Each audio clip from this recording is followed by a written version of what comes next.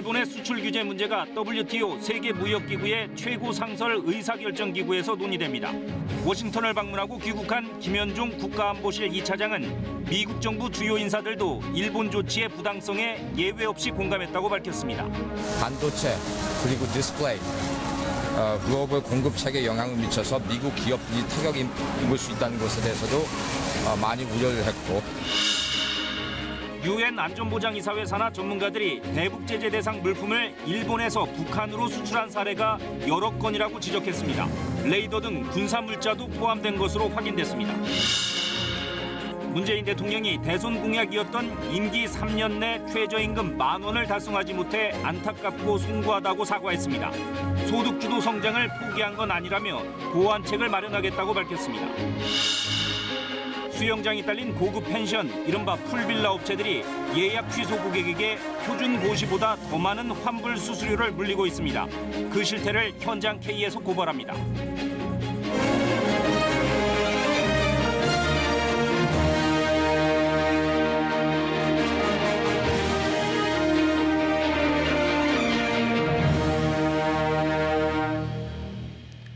여러분 안녕하십니까? 일요일 밤 9시 뉴스입니다.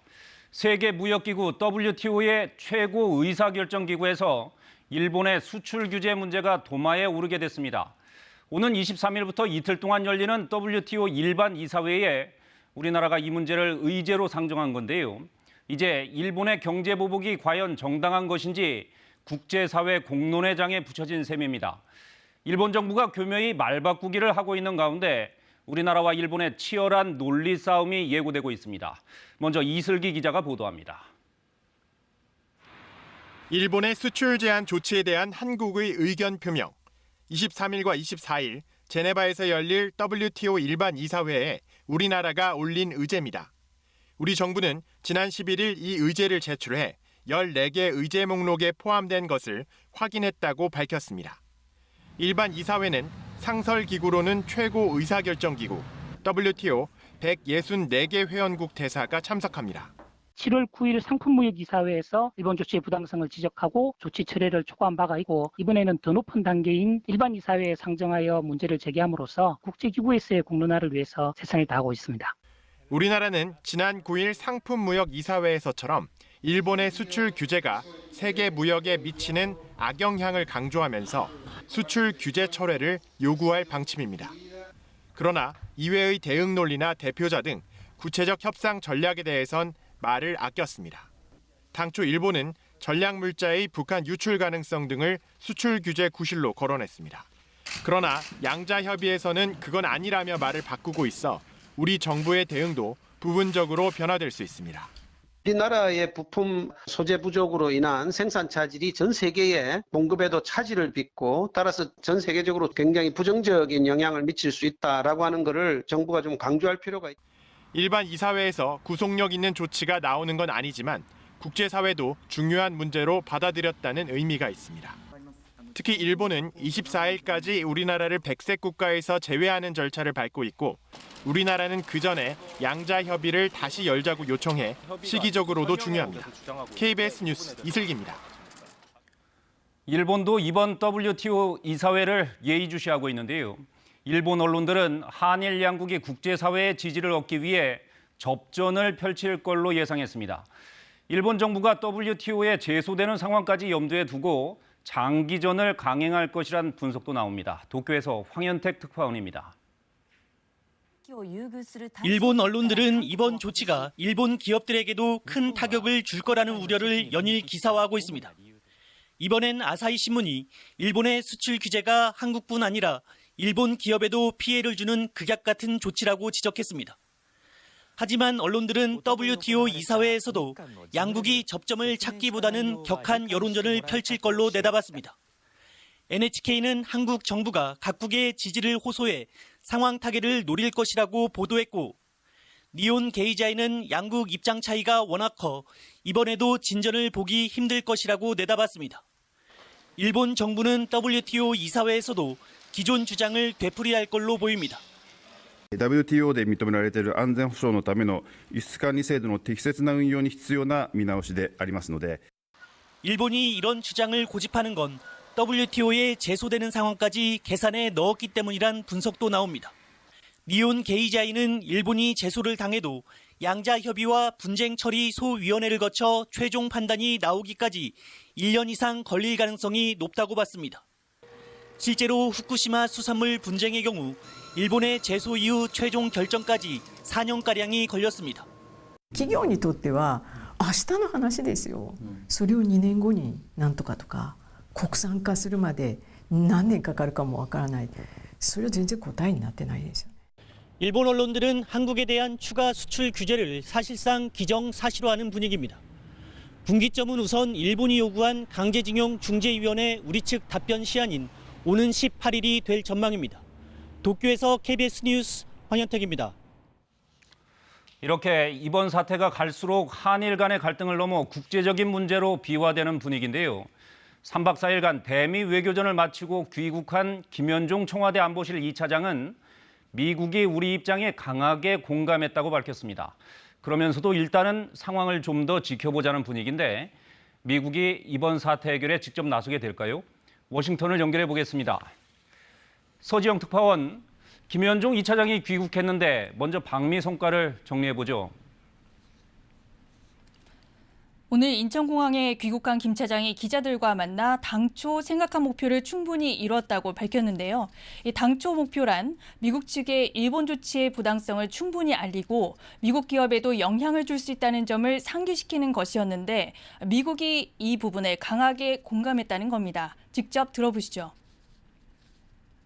특히 한미일 협력 훼손되어서는 안 된다는 점과 반도체 그리고 디스플레이 글로벌 공급 체계에 영향을 미쳐서 미국 기업들이 타격을 입을 수 있다는 것에 대해서도 많이 우려를 했고 우리 입장에 대해서 잘 이해를 했습니다.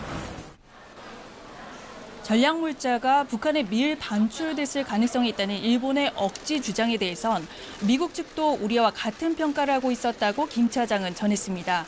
제재 이행을 포함해 한미 간 긴밀한 대북 조율이 이루어지고 있다. 미국도 이렇게 평가를 하고 있는 겁니다. 네, 미국이 그래서 중재 역할에 나설지도 관심이 높았는데 중재라는 표현은 적절하지 않다고 밝혔어요. 어떤 이유입니까? 네, 김 차장의 방미 기간 기자들의 질문도 바로 이 부분에 집중이 됐습니다. 하지만 김 차장은 직접 중재를 요청하지는 않았다고 밝혔습니다. 보통 중재라는 표현은 제3자가 분쟁 당사자 사이에서 조정하고 해결할 때 쓰는 말인데요. 양측에 모두 책임이 있다는 식으로 들릴 수 있습니다. 미 측 인사들이 우리 입장에 충분히 공감을 한 만큼 미 측이 필요하다면 필요한 역할을 할 것으로 생각한다고 말했습니다. 김 차장은 또 해리스 주한 대사가 미국이 중재에 개입할 때가 아니라고 말한 데 대해선 표현이 거시기하다라고도 말을 했는데요. 워싱턴 기류와 해리스 대사의 표현에 온도차가 있다는 점을 부각하려는 취지로 해석됩니다. 특히 미 국무부 대변인이 한미일 3국 관계 강화를 위해서 모든 노력을 다하겠다고 밝혔는데요. 국무부의 이런 명시적 입장 표명에 상당히 의미를 두는 모습이었습니다. 네, 그렇다면 앞으로 미국이 실제로 어떤 역할을 할 수 있을까요? 네, 당장 해결책을 마련하기보단 당분간 관망하면서 역할을 할 시기나 방법을 저울질할 것으로 보입니다.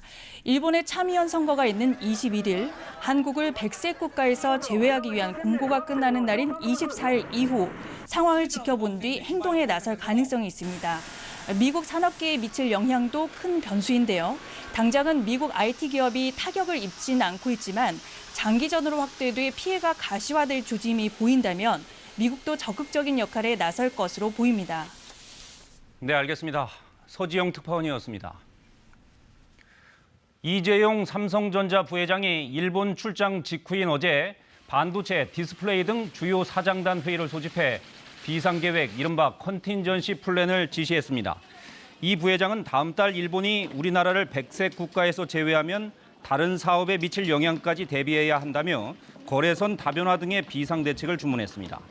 삼성전자 측은 이 부회장의 출장으로 수출 규제 대상 품목의 긴급 물량 확보에도 일부 성과가 있었지만 구체적인 내용은 밝힐 수 없다고 설명했습니다. 일본이 우리가 대북 제재를 어긴다고 억지를 부렸습니다마는 되레 제재 대상 품목이 일본에서 북한으로 반입됐다는 게 계속 드러나고 있습니다. 유엔 안보리도 이런 사실을 여러 차례 지적한 것으로 확인됐습니다. 유엔이 결의안을 통해 엄격히 금지한 상황에서도 군사용 물품은 물론 북한 고위층들이 사용하는 사치품도 일본에서 북한으로 들어갔습니다. 뉴욕 김철우 특파원의 보도입니다. 지난 2015년 2월 북한 노동신문은 군함에 탑재된 대한미사일 발사 시험 사진을 공개했습니다. 유엔 안보리 산하 대북제재위원회 전문가 패널은 이듬해 사진에 실린 군함의 레이더가 일본 회사 제품으로 확인됐다고 보고했습니다. 그러면서 유엔 회원국들이 해양 전자제품 수출에 경계심을 가져야 한다고 지적했습니다. 안보리 대북제재위는 또 북한이 2017년 8월과 9월 발사한 화성-12 중장거리 탄도미사일을 발사대로 옮길 때 사용된 기중기도 일본에서 만들었다고 밝혔습니다. 2014년 3월 백령도에 추락한 북한 무인기의 카메라와 RC 수신기도 일본 제품으로 판단했습니다. 이처럼 안보리 대북제재위 전문가 패널은 일본이 제재 대상 품목을 북한에 수출한 사례를 2010년 이후 여러 차례 확인해 유엔에 보고했습니다. 일본이 한국의 대북제재 위반 의혹을 제기했지만 유엔 조사 결과를 보면 되레 일본이 대북 수출 통제 소극적이었던 사실이 드러난 겁니다. 일본은 그 책임이 자유로울 수 없다는 겁니다. 한일 경제 관계에 있어서 북핵의 책임을 거론하는 것 자체가 넌센스다. 대북제재위는 북한 고위층 수뇌부들이 애용하는 고급 사치품도 일본이 수출한 것을 확인했습니다. 벤츠와 렉서스 등 고급 승용차뿐 아니라 담배와 화장품, 고급술까지 망라돼 있습니다. 유엔 안보리 대북제재위 패널은 일본에서 수출한 사치품이 최종 인수자를 허위 기재하고 중국이나 동남아를 거쳐 북한으로 불법 수출된 경우가 많다고 밝혔습니다. 뉴욕에서 KBS 뉴스 김철우입니다. 2020년 안에 최저임금 10,000원 달성이라는 대선 공약이 무산됐죠. 문재인 대통령이 안타깝고 송구스럽다며 국민에게 사과했습니다. 청와대는 그러나 소득주도 성장 폐기는 아니라며 정책을 보완하겠다고 강조했습니다. 김지선 기자의 보도입니다. 지난 12일 내년도 최저임금이 올해보다 2.9% 오르는 데 그친 시간당 8,590원으로 결정됐습니다. 2020년까지 최저임금 10,000원을 달성하겠다던 문 대통령 대선 공약이 무산된 겁니다. 이런 결정이 내려진 12일 문 대통령은 참모들과의 회의에서 국민들께 사과의 뜻을 밝히며 보완 대책을 지시했습니다. 대통령으로서 대국민 약속을 지키지 못하게 된 것을 매우 안타깝고 송구스럽게 생각한다. 김상조 정책실장은 최저임금 인상의 긍정 영향은 물론 부정적인 영향도 이례적으로 상세히 거론했습니다. 지난 2년간 인상 기조가 영세 자영업자, 소기업에게 큰 부담이 됐다는 점, 특히 사회 갈등 요인이 됐다는 점도 언급했습니다. 을과 을의 전쟁으로 사회 갈등 요인이 되고 정쟁의 빌미가 되었던 것은 매우 가슴 아픈 상황이라는 점을 고백하지 않을 수 없습니다. 그러나 청와대는 이번 결정이 소득 주도 성장 폐기가 아니라는 점을 명확히 했습니다. 소득 주도 성장은 최저임금 인상만이 아니라 다양한 정책의 종합인 만큼 한국형 실업 부조 제도 등으로 생활 비용을 줄이고 사회 안전망을 강화해 저소득 근로자들을 지원하겠다는 겁니다. 청와대는 이런 보완 대책을 내년도 예산안과 세법 개정안에 반영하겠다는 방침이지만 야당은 소득 주도 성장 정책 폐기를 촉구하고 있어 진통이 예상됩니다. KBS 뉴스 김지선입니다. 자유한국당 나경원 원내대표는 북한 목선 사건 등의 책임을 물어 정경두 국방부 장관 해임 건의안을 내일 국회에 제출하겠다고 밝혔습니다. 더불어민주당은 자유한국당이 목선 국정조사와 정 장관 해임 건의안을 추경 처리 조건으로 내걸었다며 이는 민생 추경을 볼모로 한 구태 정치의 전형이라고 주장했습니다. 해임 건의안 처리를 놓고 팽팽히 맞서면서 임시국회 종료 닷새 전인 오늘까지도 여야는 의사 일정을 최종 합의하지 못하고 있습니다.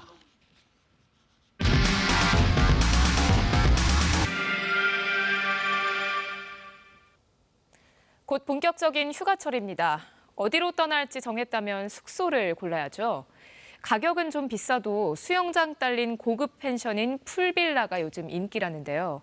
그런데 예약 전에 꼼꼼히 따져보셔야겠습니다. 소비자에게 불리한 환불 약관을 적용하고 있는 풀빌라들이 있어 피해가 잇따르고 있습니다. 현장 K 오대성 기자입니다.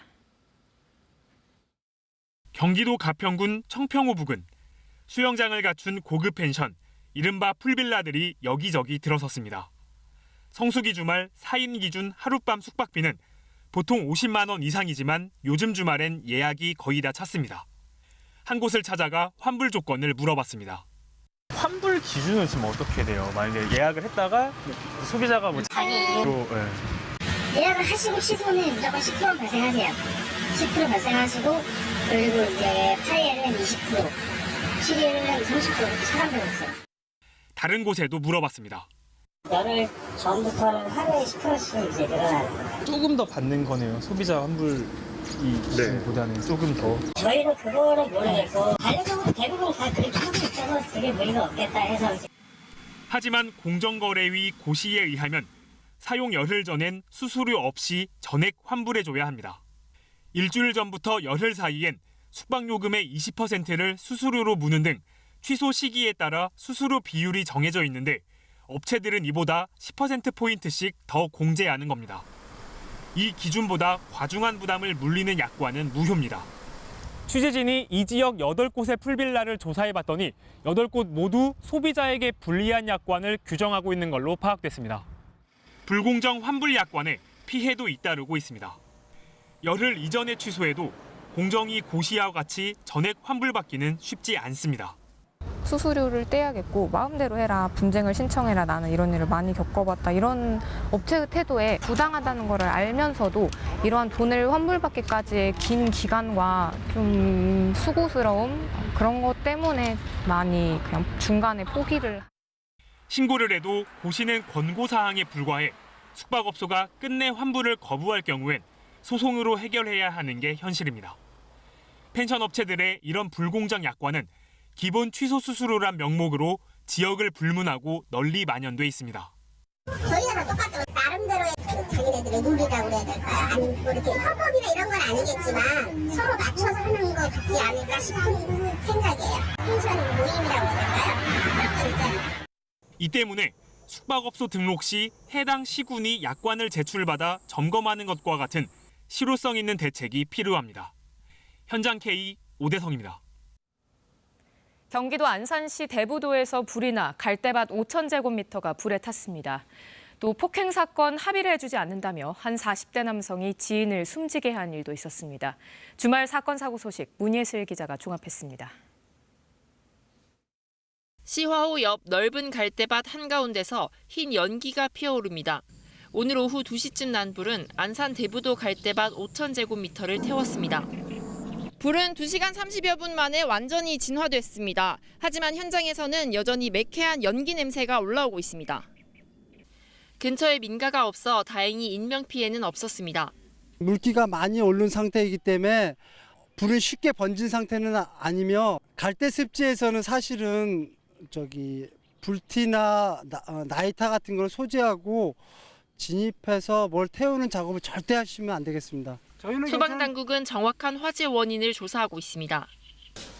소방대원들이 까맣게 그을린 방 안으로 들어갑니다. 오늘 새벽 3시쯤 서울 서초구 아파트 12층에서 원인을 알 수 없는 불이 났습니다. 불은 40분 만에 꺼졌지만 불이 난 집에 살던 70대 남성 1명이 숨졌고 아파트 주민 3명이 연기를 마셔 병원에서 치료를 받았습니다. 거리를 황급히 달리는 남성을 또 다른 남성이 뒤쫓습니다. 잠시 뒤 도착한 구급대원들이 누군가를 들것에 실어 이송합니다. 어젯밤 10시쯤 광주광역시의 한 거리에서 47살 박모 씨가 지인인 A 씨를 흉기로 찔러 살해했습니다. A 씨를 폭행해 입건된 박 씨는 합의를 요구했지만 A 씨가 응하지 않자 흉기를 휘두른 것으로 알려졌습니다. 박 씨는 전과 13범으로 전해졌습니다. 경찰은 박 씨에 대해 구속영장을 신청할 방침입니다. KBS 뉴스 문예슬입니다. 학교와 이사장을 비판하는 시위를 했다는 이유로 퇴학을 당한 대학생이 2년이 넘는 퇴학 무효 소송 끝에 복학하게 됐습니다. 학교 측은 학생을 퇴학시킨 데 이어 형사고소까지 했지만 모두 인정되지 않았습니다. 어찌 된 사연인지 우환솔 기자가 전해드립니다. 총장님! 찍어요. 자네도 잘 찍어. 총장 면담을 하겠다는 학생을 교직원들이 막아섭니다. 촬영을 놓고 교직원과 잠시 시비가 일더니 학생 찍지 마. 뭘 찍지 마. 지금 이 상황이 지금 부당한 거 당연하다면 냅두세요. 학생 손이 팔에 닿자마자 교직원이 뒤로 발라당 넘어집니다. 2년 전 건국대학교에서 벌어진 일입니다. 4학년 김진규 씨 등 학생들은 학교 법인이 병원 적자를 메꾸기 위해 지방 캠퍼스 교비를 사용했다는 등의 이유로 시위를 벌여왔습니다. 하지만 학교 측은 교직원을 폭행했다며 김 씨를 퇴학 조치하는 등 강경 대응으로 일관했습니다. 김 씨는 퇴학 조치가 무효라며 소송을 벌였고 1심에 이어 2년 3개월 만에 항소심에서도 이겼습니다. 정말 찹찹했었어요. 그때 아르바이트 하면서 정말 힘들게 하고 있었는데 고소까지 학생회까지 이렇게까지 할 수 있는 건가. 앞선 장면에 대해서도 재판부는 교직원이 자해하듯이 갑자기 바닥에 드러누운 사실이 인정된다고 판단했습니다. 그동안 학교는 김 씨를 퇴학 처분한 데에 이어 명예훼손과 업무방해, 퇴거 불응으로 형사고소했지만 모두 인정되지 않았습니다. 김 씨는 복학을 준비 중입니다. 복학을 하지 않는다면 학교에서는 마치 아무 일도 없었다는 듯이 지나갈 것이고 고치도록 요구를 하는 학생에게 또다시 억지로 퇴학을 할 수 있다고 생각을 합니다. 건국대학교는 상고를 포기하고 김 군에 대한 복학 절차를 밟을 계획이라고 밝혔습니다. KBS 뉴스 우한솔입니다. 우리가 흔히 아침형 인간 혹은 저녁형 인간 이런 말을 쓰곤 하죠. 활동하는 시간이 주로 언제냐에 따라 그렇게 분류하는 건데 이 생활 습관이 혈관 건강에도 영향을 미친다고 합니다. 저녁형 인간의 경우 동맥경화 위험이 더 큰 것으로 조사됐습니다. 박광식 의학 전문 기자가 보도합니다. 이 50대 남성은 평소 새벽 1시가 넘어 잠자리에 듭니다. 피검사를 해보니 중성지방이 정상보다 2배 이상 높습니다. 고지혈증입니다. 전형적으로 저녁형인 것 같아요. 저녁에 좀 늦게 자고 아침에 좀 일어나기 힘들고 저녁에 또 야식이나 이런 것도 좀 즐기는 편이고요. 강남 세브란스병원에서 성인 1,900여 명을 새벽 6시 이전에 일어나는 아침형과 자정 이후 취침하는 저녁형으로 나눠 조사했습니다. 콜레스테롤 수치를 비교하니 아침형은 평균 197로 정상인데 비해 저녁형은 207로 정상보다 높았습니다. 혈관이 딱딱하고 좁아진 정도를 나타내는 동맥경화 지표 역시 저녁형이 높았습니다. 늦게까지 깨어 있으면 우리 몸의 생체시계가 교란됩니다. 생체시계는 호르몬 분비 등을 조절해 콜레스테롤 수치에 영향을 미칩니다. 생체시계가 혼란을 겪으면서 콜레스테롤 조절이 어려워지는 겁니다. 늦게까지 깨어있고 빛을 받고 음식을 섭취하시고 이런 모든 행위가 내 몸의 생체시계에 교란을 가져오게 되고 고지혈증, 비만, 여러 가지 각종 질병을 일으키게 됩니다. 생체 리듬을 지키려면 야식을 피하고 늦은 시간 스마트폰 사용을 자제하는 게 좋습니다. 일어나자마자 햇볕을 쬐면 눈을 통해 들어간 빛이 뇌 속의 생체 시계를 다시 맞춰 생체 리듬 유지에 도움이 됩니다. KBS 뉴스 박광식입니다.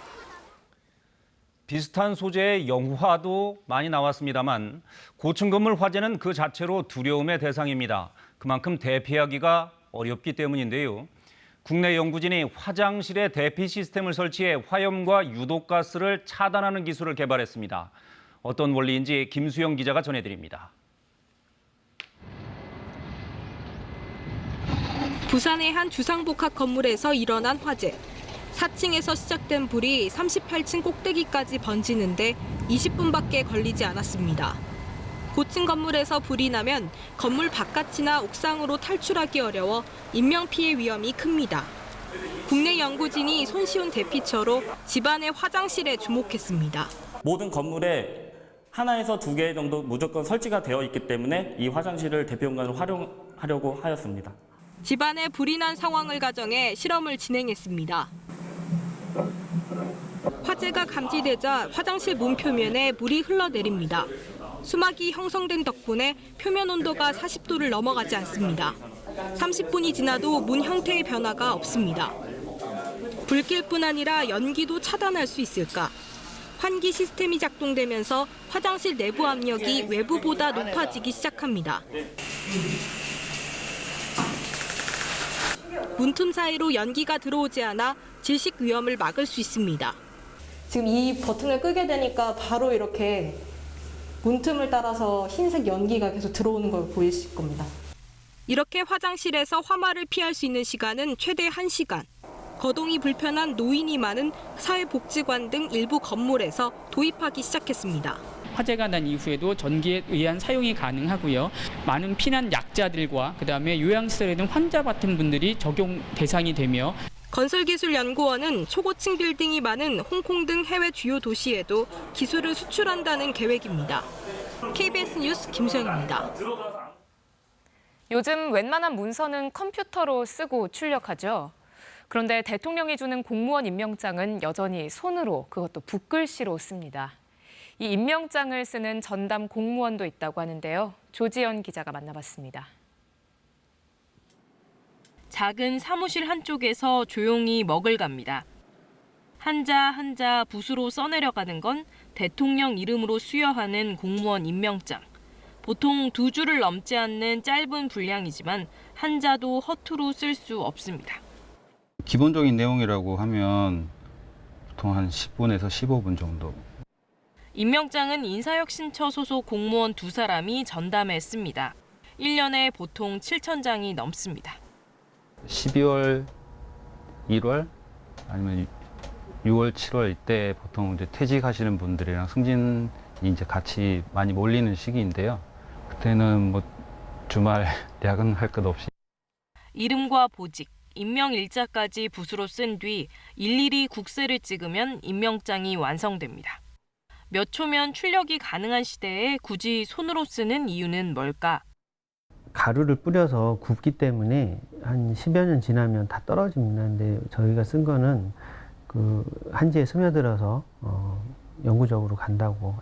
전담 공무원이 생긴 1962년 이후 지금까지 이 일을 맡은 공무원은 모두 4명뿐입니다. 임명권자인 대통령 숫자보다 훨씬 적습니다. 임명을 받으신 분들한테 제 개인 작품을 하나 드린다는 생각으로 작업을 하기 때문에 매 순간이 저는 보람되고. 한 획 한 획 정성이 담긴 임명장에는 국가와 국민에 봉사하는 공무원의 자부심과 사명감이 고스란히 담겨 있습니다. KBS 뉴스 조지연입니다. 미국 뉴욕 맨해튼 중심가에서 현지 시간으로 어제 대규모 정전이 발생해 지하철이 멈춰서고 고층 건물과 타임스스퀘어 전광판 일부에 불이 꺼지는 혼란이 빚어졌습니다. 당국은 40번가의 변전소에서 이상이 나타났다고 밝혔는데 공교롭게도 어제는 1977년 뉴욕 대정전 사태 42주년이었습니다. 정의당 심상정 대표가 취임 후 첫 공식 일정으로 오늘 경기 마석 모란공원 고 노회찬 전 의원의 묘소를 참배했습니다. 심 대표는 이 자리에서 노 대표님과 함께 꾸었던 꿈, 차별 없는 세상과 정의로운 복지국가의 길을 열겠다고 다짐했습니다. 대한건설협회는 지난해 7월 근로시간 단축법 시행 이전에 계약된 공사 현장은 주 52시간 적용 대상에서 제외해달라는 건의문을 국회에 제출했다고 밝혔습니다.